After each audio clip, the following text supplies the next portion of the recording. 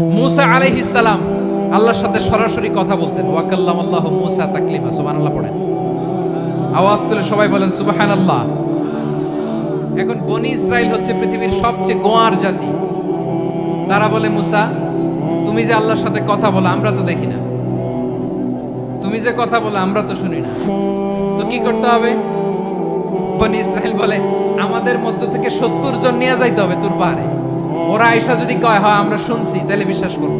কত বড় ডাকাত দেখছেন বনি ইসরাইল। এদের যে গোয়ার জাতি নাই, এত গোয়ার তুমি করেছো মুসা আলাইহিস সালামের সাথে। তুমি যে আল্লাহর সাথে কথা বলে আমরা তো দেখি, কি করব? 70 জন আমাদের বন্ধু বান্ধব যে যদি দেখে তারা বলবে ওকে আসো, 70 জন আসো। 70 জন নিয়ে গেল। মুসা আলাইহিস সালাম হারুন আলাইহিস সালামকে খেলাফা দিয়ে গেলেন, আল্লাহ ওনাকে নবী বানালেন।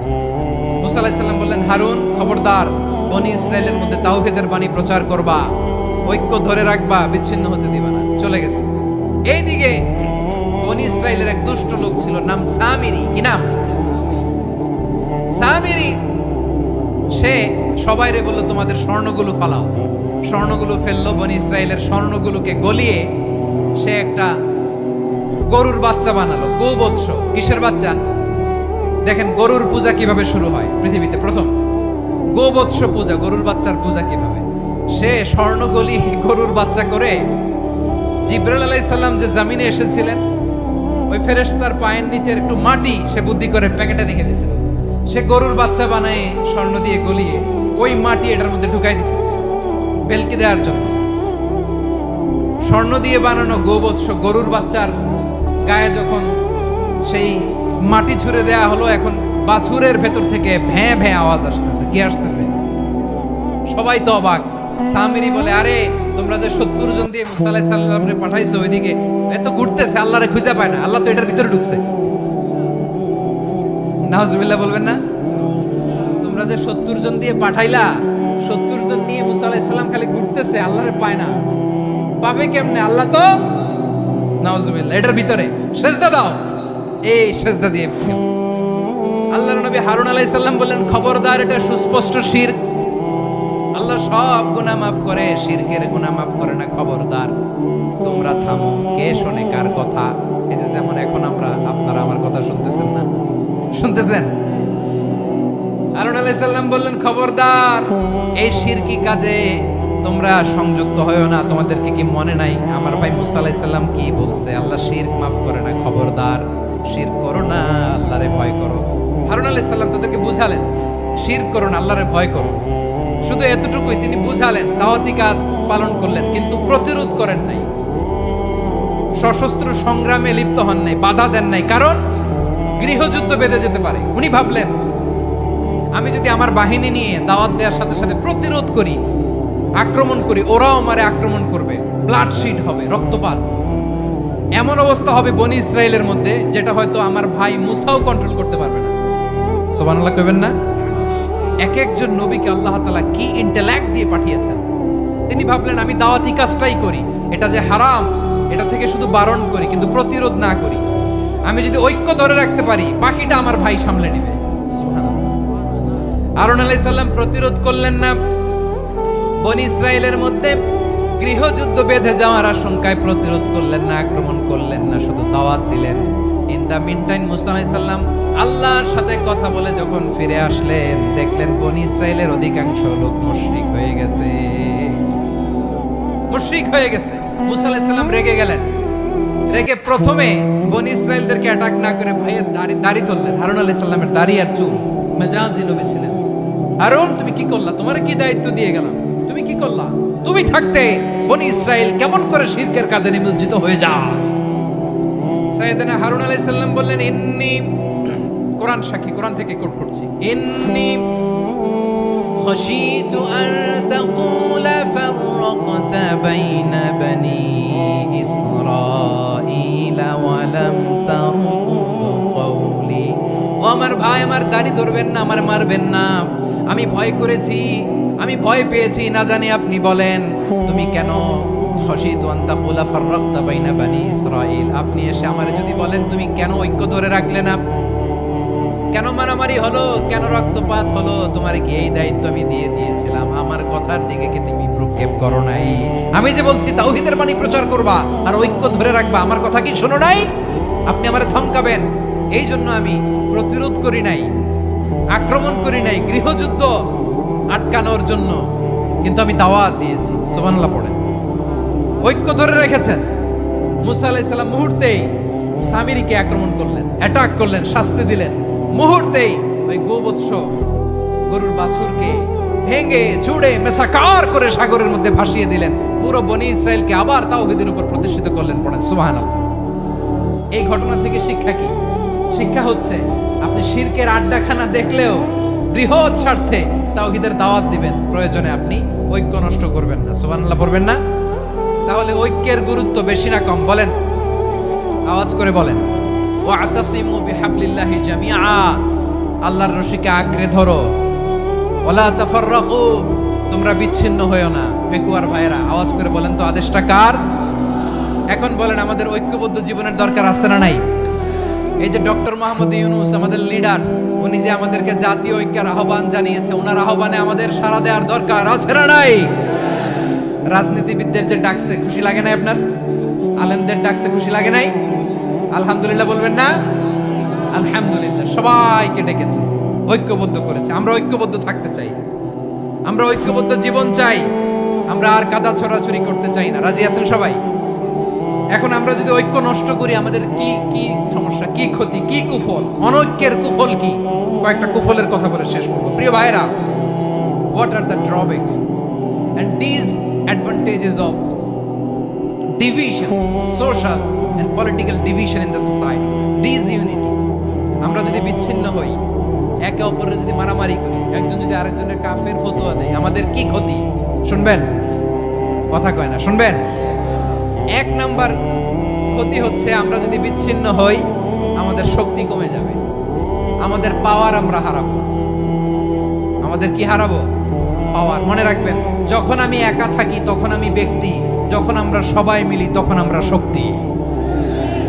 এই শক্তি নিয়ে আমাদের সামনে এগিয়ে যাওয়ার দরকার আছে না নাই? তাহলে আমরা যদি নিজেরা বিরোধে লিপ্ত হই, আমাদের ক্ষমতা, পাওয়ার ছুটে যাবে। আমরা এই পাওয়ার হারাতে চাই না, ঠিক কিনা বলেন? রব্বুল আলামিন ঠিক তাই বললেন। রব্বুল আলামিন বললেন, খবরদার, ওয়াতিউল্লাহ ওয়া রাসূলাহু ওয়া লা তানাযাউ ফাতাফশালু ওয়া তাযহাবা রিহুকুম ওয়াসবিরু ইন্নাল্লাহা মা'আস সাবিরিন। আল্লাহর আনুগত্য করো, নবীর আনুগত্য করো, কিন্তু খবরদার নিজেরা বিরোধে লিপ্ত হয়ো না, নিজেরা মারামারি করো না, তাহলে তোমাদের শক্তি কমায় দিবে কে? ফাতাফশালু, তোমরা সাহস হারাবা, ওয়া তাযহাবা রিহুকুম, তোমাদের শক্তি কমে যাবে, পাওয়ার কমে যাবে। তাহলে আমরা যদি নিজেরা মারামারি করি, আমরা নিজেরা যদি বিচ্ছিন্নতায় লিপ্ত হই, আমরা যদি মতানৈক্য করি, তাহলে আমাদের শক্তি কমে যাবে, ঠিক কিনা? আমরা শক্তি কমাবো। আচ্ছা, ছোট্ট একটা বাঁশের কঞ্চি যদি আপনারা দেয়, পায়ের মধ্যে ধাক্কা দিয়ে ভাঙতে পারবেন না? এরকম বাঁশের কঞ্চি যদি 20টা একসাথে জোড়া লাগায় দেয়, ভাঙতে পারবেন? কথা বোঝে নাই মনে হয়। চিকন একটা বাঁশের কঞ্চি দিলে ভাঙা যাবে না? এরকম চিকনই 20টা বাঁশের কঞ্চি একসাথে লাগাই দিলে ভাঙতে পারবেন? কারণ যখন আমি একা থাকি তখন আমি ব্যক্তি, যখন আমরা সবাই মিলি তখন আমরা শক্তি। আমরা যেন শক্তি না হারাই। আমরা বিরোধে লিপ্ত হলে আমাদের শক্তি কমে যাবে। এই হচ্ছে 1 নম্বর ডিসঅ্যাডভান্টেজ। 2 নম্বর ডিসঅ্যাডভান্টেজ হচ্ছে আমরা নিজেরা বিরোধে লিপ্ত হলে অন্যরা আমাদের মাথায় কাঁঠাল ভেঙে খাইতে সুবিধা হয়। কথা বুঝেন নাই? আমরা যদি বিরোধে লিপ্ত হই তাহলে পরাশক্তিগুলোর সুবিধা, তখন আমাদের কাউকে দিতে হবে ট্রানজিট, কাউকে দিতে হবে সেন্ট মার্টিন, কাউকে দিতে হবে দেশের অর্ধেক। চিল্লায় বলো ঠিক কিনা? নিজেদের প্রবলেম সলভ করার ক্যাপাসিটি আমাদের আর থাকবে না। আমরা যদি বিরোধে জড়াই, আমার কলিজার টুকরা পেকুয়ার ভাইরা, আমরা বিরোধ করব না, আমরা বিচ্ছিন্ন হব না। নিজেরা বিরোধে জড়ালে পরাশক্তিগুলো আমাদের মাথায় কাঁঠাল ভেঙে খায়। তখন ভারতের পিছনে দৌড়াতে, আমেরিকার পিছনে দৌড়াতে আমাদের জুতার তলা ক্ষয় হইয়া যাইবে। নিজেদের প্রবলেম সলভ করা যাবে না। আমরা যদি অন্যের পিছনে না দৌড়াতাম আর এই বিরোধকে থামাতে পারতাম, বাংলাদেশ আজকে যেখানে আছে তার কমপক্ষে 50 গুণ সামনে থাকতো। চিল্লায় বলেন ঠিক কিনা? তাহলে 1 নাম্বার ক্ষতি হচ্ছে আমাদের পাওয়ার লেস হয়ে যায়, আমরা দুর্বল হই যদি আমরা বিরোধ করি। 2 নাম্বার হচ্ছে পরাশক্তিগুলোর সুবিধা নেই। 3 নাম্বার হচ্ছে আমাদের উন্নয়ন, দেশের উন্নতি, অগ্রগতি এটা স্থবির হয়ে যায়, এটা বাধাগ্রস্ত হয়। প্রিয় ভাই, ইউনিটি, ঐক্য হচ্ছে একটা দেশের উন্নয়নের মূল ভিত্তি। দুইজন কইছে ঠিক, এদিকে এখন কয়েকজন কইছে ঠিক। ঐক্য হচ্ছে একটা দেশের, জাতীয় ঐক্য হচ্ছে কোন দেশের উন্নয়ন অগ্রগতির মূল ভিত্তি, ঠিক কিনা বলেন? ইউনিটি অফ এ কান্ট্রি, এটা হচ্ছে একটা সাস্টেইনেবল ডেভেলপমেন্ট, সোশ্যাল স্ট্যাবিলিটির জন্য এটা অনেক গুরুত্বপূর্ণ। এজন্য বিরোধের কোনো স্থান আমরা দিব না, আমরা ঐক্যবদ্ধ থাকবো ইনশাআল্লাহ বলেন। আর কখনো কাউরে কাফের বলে গালি দিবেন, তুই জাহান্নামী বলবেন, ঝগড়া লাগলে লাগাই দিবেন, তাহলে কি করবেন? মিলায় দিব। আওয়াজ করে বলেন কি করব? প্রিয় ভাইয়েরা, এই বিরোধ গত 50 বছর তো আমরা দেখেছি, ধর্মীয় অঙ্গন বলেন, সামাজিক অঙ্গন বলেন, রাজনৈতিক অঙ্গন বলেন, এই বিরোধ আমাদেরকে শেষ করে দিয়েছে। এই 24-এর ছাত্র নাগরিক অভ্যুত্থানের পরেও যদি সেই বিরোধ আমাদেরকে খায়, তাহলে এতগুলো তাজা জেনজির রক্ত বৃথা যাবে। চিল্লায় বলো ঠিক কিনা? আমরা এই রক্তগুলো কি বৃথা দিতে চাই না, বৃথা যেতে দিতে চাই না। আমরা ঐক্যবদ্ধ থাকতে চাই। রাজি আছেন? আমরা আর কাদা ছড়াছড়ি করব না। অনেক হয়েছে আন্না, এবার থামুন। অনেক হয়েছে আন্না। প্রথমেই আমি এদেশের সম্মানিত আলেম সমাজকে বিনয়ের সাথে অনুরোধ করব, আসুন আমরা ঐক্যবদ্ধ হই। আজকের এই পেকুয়ার ঐতিহাসিক তাফসীরুল কোরআনের প্রোগ্রাম থেকে আমি সম্মানিত আমার মাথার তাজ ওলামাদেরকে জাতীয় ঐক্যের আহ্বান জানাই। পেকুয়ার এই ঐতিহাসিক তাফসীরুল কোরআনের প্রোগ্রাম থেকে আমি আমার সম্মানিত রাজনৈতিক ব্যক্তিবর্গদেরকে জাতীয় ঐক্যের আহ্বান জানাই। অনেক হয়েছে আন্না। আধিপত্যবাদকে রুখে দিতে হলে, বাংলাদেশের বিরুদ্ধে যে কোনো ধরনের ষড়যন্ত্রকে রুখে দিতে হলে জাতীয় ঐক্যের কোনো বিকল্প নাই। চিল্লায় বলো ঠিক কিনা?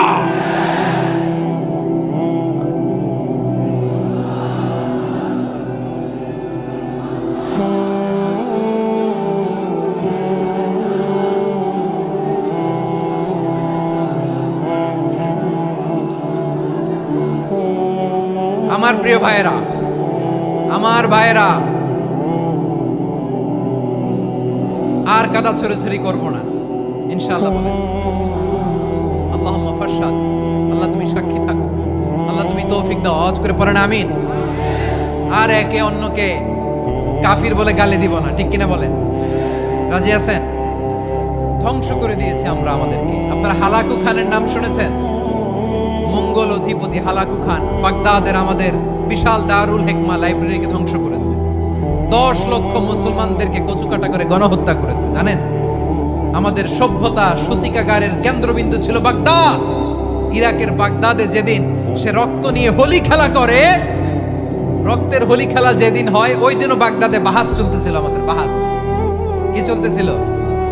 আপনাদের এলাকায় বাহাস আছে? এই প্রচলিত বাংলাদেশে যে বাহাস, এটার সাথে ইসলামের কোনো সম্পর্ক আছে? এই পর্যন্ত বাহাসের পরে পরাজয় বরণ করছে এরকম কোন দল আপনারা পাইছেন? আমি পাই নাই। প্রত্যেক দলই বাহাসের পরে সংবাদ সম্মেলন করে বলে আমরা জয়লাভ করিয়াছি, ওনারা পালাইয়া চলিয়া গিয়াছে। আছে না নাই? কারণ সত্য জানার জন্য, সত্য মানার জন্য আসে না তো, নিজের জ্ঞান জাহির করার জন্য বাহাস করে। বিপক্ষ দলের আলেমকে ছোট করার জন্য বাহাস করে। এই বাহাসের স্থান ইসলামে নাই। চিল্লায় বলো ঠিক কিনা? এই সমস্ত বাহাসের দিন শেষ। ঐক্যবদ্ধ হওয়ার বাংলাদেশ। প্রিয় ভাইরা, হালাকু খান সে দারুল হিকমা লাইব্রেরি জ্বালিয়ে পুড়িয়ে এই সব দামি দামি বইগুলো, আমাদের দামি দামি ঐতিহাসিক তুরাসি ক্লাসিক বইগুলোকে দজলা নদীতে ফেলেছে। পুরা দজলা নদী কালো হয়ে গিয়েছে। 10 লক্ষ মুসলমানকে গণহত্যা চালিয়ে এই রক্তের বন্যা যখন দজলা নদীর পানিতে মিশে গিয়েছে, দজলা নদীর পানি লাল হয়ে গিয়েছে। যেই দিন বাগদাদে গণহত্যা চলে, ওই দিনও বাগদাদে বাহাস চলতেছিল। কিসের বাহাস জানেন? মেসওয়াক, ডান মারি থেকে করা সুন্নাহ, এটা আমরা জানি। এখন কি উপরের মারি না নিচের মারি? বাহাজের বিষয়, এই বাহাজ করবেন আপনারা। বিশ্ব যখন এগিয়ে চলেছে, আমরা তখন বসে বিবি তালাকের ফতুয়া খুঁজেছি কোরআন হাদিস চষে। তালাক ইসলামের অনেক গুরুত্বপূর্ণ অনুষঙ্গ। তালাক কোরআনের একটা সূরা। কিভাবে তালাক হবে না হবে আমাদের ফুকাহায়ে ইকরাম, আমাদের আকাবেররা সব বলে গিয়েছে, সব জানা। আপনি হয় এটা মানবেন, নয় ওইটা নিয়ে বাহাসের দরকার নাই, ওইটা নিয়ে মারামারির স্থান ইসলামে নাই। আওয়াজ করে বলেন ঠিক কিনা? এখন পেকুয়ার ভাইরা, শেষ কথা বলি, আওয়াজ করে বলেন আমরা ঐক্যবদ্ধ হতে চাই কি চাই না? চান? এই যে আমি বিনয়ের সাথে আলেম সমাজকে জাতীয় ঐক্যের আহ্বান জানালাম, এটার সাথে আপনারা সংহতি প্রকাশ করেছেন? বিনয়ের সাথে আজকের এই পেকুয়ার ময়দান থেকে আমাদের রাজনৈতিক নেতৃবৃন্দদেরকে জাতীয় ঐক্যের আহ্বান জানাই, আপনারা সংহতি প্রকাশ করেছেন? এখন এটা রোড ম্যাপ কি, কিভাবে আমরা ঐক্য প্রক্রিয়াতে এগিয়ে যাব? শেষ কথা বলি, একেবারে সহজ। আমাদের ওলামা মাশায়েখদেরকে, আমার মাথার তাজ, তাদেরকে আমরা বলি, এই যে আমরা ঐক্যবদ্ধ হই নাই, আমরা কি বড় কিছু অর্জন করে ফেলছি? বলেন, আমরা কি খুব পাওয়ার সম্মানের জায়গায় আছি? খুব স্ট্রেংথের জায়গায় আছি? তো কিছুই তো নাই। আপনি ঐক্যবদ্ধ হইলে সমস্যা কোথায়? এমন তো না ঐক্যবদ্ধ না হওয়ার কারণে এতদিন আপনার অনেক কিছু ছিল, ঐক্যবদ্ধ হলে আপনি হারাবেন, এমন তো না। তো কিছুই যেহেতু আপনার নাই, আমার নাই, ঐক্যবদ্ধ হলে আমরা সমস্যা কোথায়? ঐক্যবদ্ধ হয়েই দেখি না, ঠিক কিনা? ঐক্যবদ্ধ হওয়ার দুইটা ওয়ে। রাজনৈতিক ঐক্য কিভাবে হবে? রাজনৈতিক সম্মানিত নেতারা ঠিক করবেন। আলেমরা কিভাবে ঐক্যবদ্ধ হবেন? শেষ কথা বলে শেষ করছি, খুব গুরুত্বপূর্ণ। This is the punching line. এদিকে তাকান। ঐক্য হবে দুইটা পদ্ধতিতে। একটা হচ্ছে কমন গ্রাউন্ড নিয়ে, বেসড অন কমন গ্রাউন্ড। যেমন ধরেন, আমরা নামাজ কায়েম করতে চাই, জামাত ইসলাম এই কথার উপর একমত আছে না নাই? নামাজ কায়েম হোক, একমত না জামাত ইসলাম? হেফাজত একমত না? ইসলামী আন্দোলন একমত না? তাবলীগের ভাইয়েরা একমত না? পীরের মুরিদেরা একমত না? আপামর তাওহীদি মুসলিম জনতা একমত না? তাহলে নামাজ কায়েম করতে হবে, নামাজ কায়েম করতে হবে এই কমন গ্রাউন্ডে আমরা সবাই একমত, ঠিক কিনা? যাকাত আদায় করতে হবে, সবাই একমত, ঠিক কিনা? কথা নাই, কথা নাই। যাকাত আদায় করতে হবে, সবাই একমত, ঠিক কিনা? নারীদের পর্দা করতে হবে, শালীন পোশাক পরতে হবে, একমত সবাই, ঠিক কিনা? বৈষম্য বিরোধী বাংলাদেশ চাই, সবাই একমত, ঠিক কিনা? Meritocracy, meritocracy. আর কোন মামা চাচার ফোনে পদ দিলে হবে না, মেধার ভিত্তিতে সবগুলো পদ ঠিক করতে হবে। চিল্লায় বলো ঠিক কিনা? আমরা একমত না? স্বাধীনতা সার্বভৌমত্বের প্রশ্নে আমরা সবাই একমত, ঠিক কিনা? আমার নবীরে গালি দিলে রাষ্ট্রীয়ভাবে সর্বোচ্চ শাস্তি তার নিশ্চিত করতে হবে, ঠিক কিনা? এরকম 10টা কমন গ্রাউন্ড আমাদেরকে, 1 2 3 4 5, 10টা কমন গ্রাউন্ডে আমরা সবাই এক। এই 10টা কমন গ্রাউন্ডকে সামনে রেখে বিশাল জনসমাবেশ করেন সোহরাওয়ার্দীর ময়দানে, সবাই আসেন। জামাত ইসলাম, হেফাজতে ইসলাম, ইসলামী আন্দোলন, পীরের মুরিদ, তাবলীগ, খেলাফত মজলিস, সবাই একসাথে হন। তাহলে সবাই জানবে যে এই 10টা বিষয় আমরা একমত। বলেন, এই ঐক্যতে আপনার দরবার যাবে? দরবার নষ্ট হবে? আপনার দল নষ্ট হবে? আপনার আকীদা নষ্ট হবে না? আমার মাথার তাজ সম্মানিত ওলামায়ে ইকরাম, এই 10টা কমন গ্রাউন্ডে যদি এক হন, আপনার আকীদা নষ্ট হবে? আপনার আকীদা আপনার, আমার আকীদা আমার, আপনার দল আপনার, আমার দল আমার, আপনার পলিসি আপনার, আমার পলিসি আমার, কারো কিছু নষ্ট হবে না। কিন্তু যে বিষয়ে আমরা সবাই একমত, এরকম 10টা মৌলিক পয়েন্টে আমরা একমত হতে চাই কি চাই না? আমরা যদি একটু পেছন থেকে শুরু করি, ব্যাক টু দ্য হিস্ট্রি, তাহলে দেখবো এই যে বিষ্ণু ইসলাম 570 খ্রিস্টাব্দে আব্দুল্লাহ এবং আমেনা ওনাদের ঘর উজাড় করে আলোকিত করে পৃথিবীতে শুভাগমন করেছিলেন। এ ধরার বুকে ওনার শুভাগমনের 2000 বছর আগে সাইয়েদনা ইব্রাহিম আলাইহিস সালাম ওনার আগমনের জন্য আল্লাহ তাআলার কাছে প্রার্থনা করেছিলেন। We have to connect the dots. History বুঝতে হলে আপনাকে ডটগুলো একটু কানেক্ট করে নিতে হবে। বিষ্ণু ইসলামের ধরার বুকে শুভাগমনের 2000 বছর আগে মক্কার ধুধুমরু প্রান্তরে আল্লাহ খালিল ইব্রাহিম আলাইহিস সালাম আল্লাহর কাছে একটা দোয়া করেছেন। সেই দোয়াটি দিয়ে আমি শুরু করেছি। সূরাতুল বাকারার 129 নম্বর আয়াতে আল্লাহ তাআলা এই দোয়াটি, সাইয়েদনা ইব্রাহিম আলাইহিস সালামের দোয়াটি হুবহু কোট করেছেন। তিনি দোয়া করেছেন, রব্বানা ওয়াবআথ ফীহিম রাসূলাম মিনহুম ইয়াতলু আলাইহিম আয়াতিক ওয়া ইউআল্লিমুহুমুল কিতাবা ওয়াল হিকমাতা ওয়া ইউযাক্কিহিম ইন্নাকা আনতাল আজিজুল হাকীম। হে আমাদের রব, এই জনপদে তাদের মধ্য থেকে আপনি একজন রাসূল পাঠান, যিনি তাদেরকে আপনার আয়াত তেলাওয়াত করে শোনাবে, আপনার কিতাব শিক্ষা দিবে, প্রজ্ঞা শিক্ষা দিবে এবং তাদেরকে শুদ্ধাচারী বানাবে। এই দোয়াটা সেদিন ইব্রাহিম আলাইহিস সালাম করেছিলেন। আর এই দোয়ার বদৌলতে প্রায় 2000 বছর পরে ধরার পক্ষে বিষ্ণু ইসা ইসলামের আগমন। সুবহানাল্লাহ বিহামদিহি। এবং রাসূল সাল্লাল্লাহু আলাইহি ওয়াসাল্লাম প্রায় বলতেন, আনা দাওয়াতু আবি ইব্রাহিম, আমি আমার পিতা, আদি পিতা ইব্রাহিমের দোয়ার ফসল। আমার পিতা আমার জন্য দোয়া করেছিলেন। সাইয়েদনা ইব্রাহিম আলাইহিস সালামের 2 সন্তান ছিল, ইসহাক এবং ইসমাঈল আলাইহিস সালাম।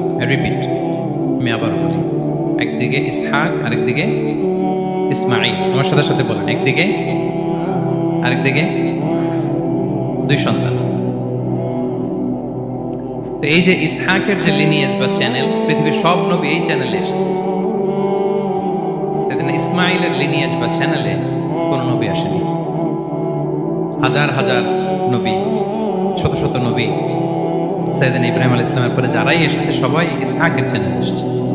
ইসমাইল ইসলামের চ্যানেলে কোনো নবী নেই। এবং পৃথিবীর সব নবীরা ওনাদের উম্মতের কাছে বলতেন যে এই যে নবী আসার ধারাবাহিকতায় সর্বশেষ একজন নবী আসবেন, তিনি হবেন সবার সেরা, সবার সেরা নবী হবে। তাহলে ইব্রাহিম আলাইহিস সালামের 2 সন্তান, একদিকে ইসহাক আর একদিকে ইসমাঈল। নবী এসেছে কি ইসমাঈলের চ্যানেলে না ইসহাকের চ্যানেলে? ইসহাকের চ্যানেলে। হাজার হাজার prophet came to this channel, এই চ্যানেলে এসেছে। এবং তারা সবাই বলতো সর্বশেষ যিনি আসবেন তিনি হবেন সবার সেরা। ফলে এই জেনারেশনগুলোতে তাদের মধ্যে একটা বদ্ধমূল ধারণা হয়ে গিয়েছিল যে সর্বশেষ নবীটা যে আসবে উনিও এই চ্যানেলেই আসবে। যে তারা দেখতে পাচ্ছে হিস্ট্রিক্যালি এই চ্যানেলে, ইসমাইলের চ্যানেলে কোনো নবী নাই, নবী ছাড়া একটা চ্যানেল। সব নবী আসছে ইসহাক আলাইহিস সালামের চ্যানেলে। ফলে তাদের একটা ধারণা ছিল সর্বশেষ সর্বসেরা যে নবী উনিও আসবেন এদিক দিয়ে। কিন্তু আল্লাহ তাআলা তাদের ধারণাকে নস্যাৎ করে দিয়ে সর্বশেষ নবীকে ইসহাকের চ্যানেলে পাঠান নাই। সর্বশেষ নবী, আখিরি নবী, বিশ্ব নবী মুহাম্মদুর রাসূলুল্লাহ সাল্লাল্লাহু আলাইহি সাল্লামকে আল্লাহ তাআলা ইসমাঈল আলাইহিস সালামের চ্যানেলে পাঠিয়ে দিয়েছেন। দেখছেন, চেঞ্জিং দ্য লিডারশিপ ফ্রম বনি ইসরাইল টু বনি ইসমাঈল।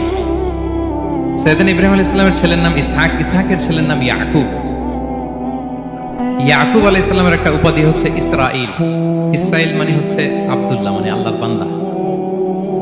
ফলে ওনার যত ডিসেন্ডেন্ট সন্তান তারা সবাই হচ্ছে বনি ইসরাঈল, ইসরায়েলের বংশধর। তো সব নবীকে আল্লাহ এখানে পাঠালেও শেষ নবীকে আল্লাহ তাআলা পাঠিয়েছেন ইসমাঈলের চ্যানেলে। তার মানে বিশ্বনবী বনি ইসরাইল নন, বিশ্বনবী হচ্ছেন বনি ইসমাঈল, ইসমাইলের চ্যানেলে এসেছে। আলহামদুলিল্লাহ বলেন। তাহলে লিঙ্ক আপটা বুঝতে পেরেছেন তো না, কিভাবে বিষ্ণু ইসলাম আসলেন? রাসূল ইসলাম প্রায় এভাবে বলতেন যে আনা দাওয়াতু আবি ইব্রাহিম, আমি আমার পিতা ইব্রাহিমের দোয়ার ফসল। তিনি দোয়া করেছিলেন মক্কার ধুধু প্রান্তরে যে আল্লাহ এই জনপদে একজন নবী দিও। ওনার দোয়ার 2000 বছর পরে আল্লাহ তাআলা এই দোয়া কবুল করেছেন। আমরা তো তাহাজ্জুদের সময় দোয়া করে এরপরের দিন হুজুরের কাছে মাসালার জন্য যাই, হুজুর দোয়া তো কবুল হয় না। এত দোয়া করলাম আল্লাহ তো শোনে নাই। 1 মাস দোয়া করে অস্থির হয়ে যায়। এরপর অনেকে বলে হুজুর কাবার গিলাফটা ধরে দোয়া করেছে, কই কিছু তো পাইলাম না। দেখেন সাইয়েদনা ইব্রাহিম আলাইহিস সালাম দোয়া করেছিলেন সেই কবে, তার 2000 বছর পরে আল্লাহ তাআলা এই দোয়াটা কবুল করেছেন। তো দোয়া যদি কবুল না হয় অস্থির হওয়া যাবে? আওয়াজ করে বলেন, অস্থির হবেন আপনারা? না, অস্থির হওয়া যাবে না, ভরসা রাখুন আল্লাহর উপর। তো বিষ্ণু বলতেন আনা দাওয়াতু আবি ইব্রাহিম, আমি আমার পিতা ইব্রাহিমের দোয়ার ফসল। আবার বলতেন বিশারাতু আখি ঈসা, আমি আমার ভাই ঈসার সুসংবাদের ফসল। মানে রাসূল সাল্লাল্লাহু আলাইহি ওয়াসাল্লামের ইমিডিয়েট আগের যে নবী ঈসা আলাইহিস সালাম, উনি এসেই বলে দিয়েছিলেন যে ইয়াতি মিন বাদি ইসমুহু আহমদ, আমার পরে এক নবী আসবে তার নাম হবে আহমদ। তাহলে দেখেন বিশ্ব নবী যে আসতেছে এটা অ্যানাউন্সমেন্টের জন্য আল্লাহ একজন নবী পাঠিয়ে দিয়েছে। He is coming. বিশ্ব নবীর স্ট্যাটাস বুঝতে পারছেন? হি ইজ কামিং, উনি আসতেছেন, এটা বলার জন্য আল্লাহ একজন নবী পাঠিয়ে দিয়েছেন, জিসাস ক্রাইস্টকে, ঈসা আলাইহিস সালামকে পাঠিয়েছেন। তো রাসূল সাল্লাল্লাহু আলাইহি ওয়াসাল্লাম বলতেন বিশারাতু ঈসা, আমি ঈসার সুসংবাদের ফসল। আবার বলতেন ওয়া রুইয়া উম্মি আমিনা, আমি আমার মা আমিনার স্বপ্নের ফসল। রাসূল সাল্লাল্লাহু আলাইহি ওয়াসাল্লামের মা আমিনা যখন কনসিভ করেছেন রাসূল সাল্লাল্লাহু আলাইহি ওয়াসাল্লামকে পেটে, তিনি মাঝে মাঝে স্বপ্নে দেখতেন যে ওনার পেট থেকে একটা আলো বের হয়ে পারস্য সিরিয়ার প্রাসাদগুলোর মধ্যে ঝলকানি দিচ্ছে। নূর আদাআত মিনহু কুসুর আশ-শাম, শাম দেশের প্রাসাদগুলোকে আলোর ঝলকানি দিচ্ছে। এটা হচ্ছে একটা আলামত যে বিষ্ণু ঈসা ইসলামের শিক্ষা, ওনার ডমিনেশন গোটা বিশ্বব্যাপী ছড়িয়ে যাবে। সুবহানাল্লাহ বিহামদিহি। তাহলে আমরা হিস্ট্রিটাকে কানেক্ট করে নিলাম। বিষ্ণু বলতেন, আমি আমার পিতা ইব্রাহিমের দোয়ার ফসল, ঈসা আলাইহিস সালামের সুসংবাদের ফসল, আমার মা আমিনার স্বপ্নের ফসল। এবার সামনের দিকে যাই, কি কি স্বতন্ত্র বৈশিষ্ট্য দিয়ে আল্লাহ তাআলা বিষ্ণু ঈসা ইসলামকে পৃথিবীতে পাঠিয়েছেন। প্রিয় ভাইরা, কোরআনে অনেক নবীর কথা আল্লাহ তাআলা বলেছেন এবং বিভিন্ন সময়ে বিভিন্ন নবীদেরকে আল্লাহ তাআলা নাম ধরে ডাক দিয়েছেন। এই ধরে যেমন আদম আলাইহিস সালামকে আল্লাহ নাম ধরে ডাক দিয়েছেন, ইয়া আদম, হে আদম, ইয়া আদম উসকুন আনতা ওয়া যাওজুকাল জান্নাহ, হে আদম তুমি আর তোমার বউ জান্নাতে থাকো, হে আদম, হে আদম ডাক দিয়েছেন না? কথা বুঝতেছেন? আচ্ছা, মূসা আলাইহিস সালামকে আল্লাহ নাম ধরে ডেকেছেন, ওমা তিলকা বিয়ামিনিকা ইয়া মূসা, এই মূসা হাতে কি, নাম ধরে ডেকেছেন। ইব্রাহিম আলাইহিস সালামকে আল্লাহ নাম ধরে ডেকেছেন, ওয়া নাদাইনাহু আইয়া ইব্রাহিম, হে ইব্রাহিম বলে আমি তোমাকে ডাকলাম। বিষ্ণু ঈসা ইসলামকে আল্লাহ তাআলা এত মর্যাদা দিয়েছেন, কোরআনের কোথাও অন্য নবীদের মতো আল্লাহ তাআলা বিষ্ণু নবীর নাম ধরে ডাকেন। যখনই ডেকেছেন বলেছেন ইয়া আইয়ুহান নবী, হে সম্মানিত নবী। যখনই অ্যাড্রেস করেছেন বলেছেন ইয়া আইয়ুহার রাসূল, হে সম্মানিত রাসূল। সুবহানাল্লাহ বলেন। 4 জায়গায় বিষ্ণু ঈসা ইসলামের নাম এসেছে কোরআনে মুহাম্মদ নামে, আর এক জায়গায় আহমদ। এই 4 জায়গায় মুহাম্মদ যে উল্লেখিত হয়েছে, একটি জায়গায়ও নাম ধরে ডাকেন নাই, বরং ওনার রিসালাত, ওনার নবুয়তের বর্ণনা দিয়েছেন। যেমন মুহাম্মাদুর রাসূলুল্লাহ সাল্লাল্লাহু আলাইহি ওয়াসাল্লাম, মুহাম্মদ হচ্ছেন আল্লাহর রাসূল, এটা একটা কোরআনের আয়াত। এখানে নাম ধরে ডাকছে, মুহাম্মদ হচ্ছেন আল্লাহর রাসূল, এখানে কি নাম ধরে ডাকা হয়েছে? না। ওমা মুহাম্মাদুন ইল্লা রাসূল ক্বাদ খালাত মিন ক্বাবলিহির রুসুল, মুহাম্মদ রাসূল ছাড়া কেউ নন, তার আগে এরকম অনেক রাসূল পৃথিবী থেকে চলে গিয়েছে। এই আয়াতে নাম ধরে ডাকছে না। 4 বার মুহাম্মদ শব্দটা কোরআনে উল্লেখিত হয়েছে, একবারও নাম ধরে ডাকেনি। সুবহানাল্লাহ পড়েন। আর একবার উল্লেখিত হয়েছে আহমদ, যেটা ঈসা আলাইহিস সালামের ভাষা, ইয়াতি মিন বাদি ইসমুহু আহমদ, আমার পরে এক নবী আসবে, তার নাম হবে আহমদ।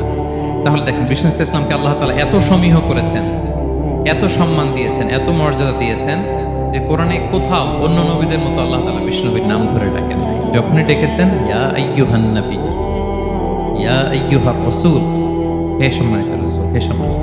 আলহামদুলিল্লাহ বলেন। এরপর বিষ্ণু ইসলাম বলতেন, আনা সাইয়্যিদু ওয়ালদি আদম, আমি হচ্ছি আদম আলাইহিস সালামের যত সন্তান পৃথিবীতে আসবে সবার লিডার। সুবহানাল্লাহ বলবেন না? আনা সাইয়্যিদু ওয়ালদি আদম, আমি আদম আলাইহিস সালামের যত সন্তান আসবে, I am the leader of the all sons of আদম, আদমের সব সন্তানের লিডার হব আমি পৃথিবীতে। তিনি লিডার। এবং বিষ্ণুই বলেন, আল্লাহ তাআলা যখন সব কিছু সৃষ্টি করলেন, পুরো খালকে যখন সৃষ্টি করলেন, 2টা ভাগ করলেন, ভালো আর খারাপ। আমি মুহাম্মদ সাল্লাল্লাহু আলাইহি ওয়াসাল্লামকে আল্লাহ তাআলা ভালোর মধ্যে ঢুকাই দিলেন। এই ভালো মানুষগুলোর মধ্যে থেকে আল্লাহ অনেকগুলো গোত্র নির্বাচিত করলেন, আমাকে সবচেয়ে শ্রেষ্ঠ গোত্রে ঢুকাই দিলেন। এই গোত্রগুলোর মধ্যে অনেকগুলো বাড়ি আছে, সবচেয়ে শ্রেষ্ঠ বাড়িতে আল্লাহ তাআলা আমাকে ঢুকাই দিলেন। সুবহানাল্লাহ।